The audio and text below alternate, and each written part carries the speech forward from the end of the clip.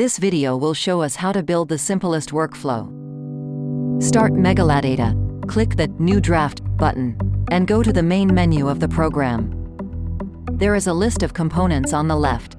Each of them performs its own data processing function.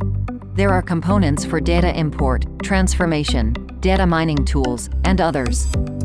Most frequently, the workflow construction starts from data import. Take the import component from the Megaladata file and drag it to the construction area. Click it and start the wizard. Upload the Sale of Craft Goods file. The data will be immediately displayed in the control view area. At the next stage, we will see a list of fields to load. Set the node name, and start the data import. When the color changes to green, it will prove successful work of the node.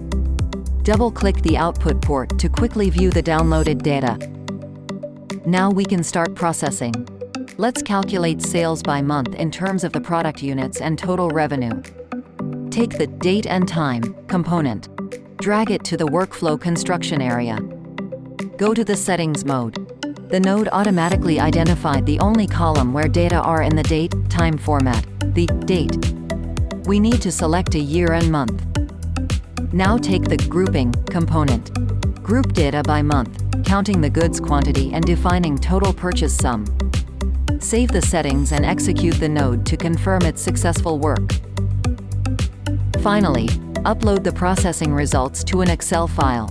Take the appropriate component, go to the wizard, set the location and name of the new file.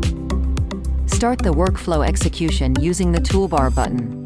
Open Megaladata Files window, download and open the saved file. We received the required data, the amount of the purchased goods and the revenue by month. So, we got acquainted with the principle of the Megaladata workflow construction.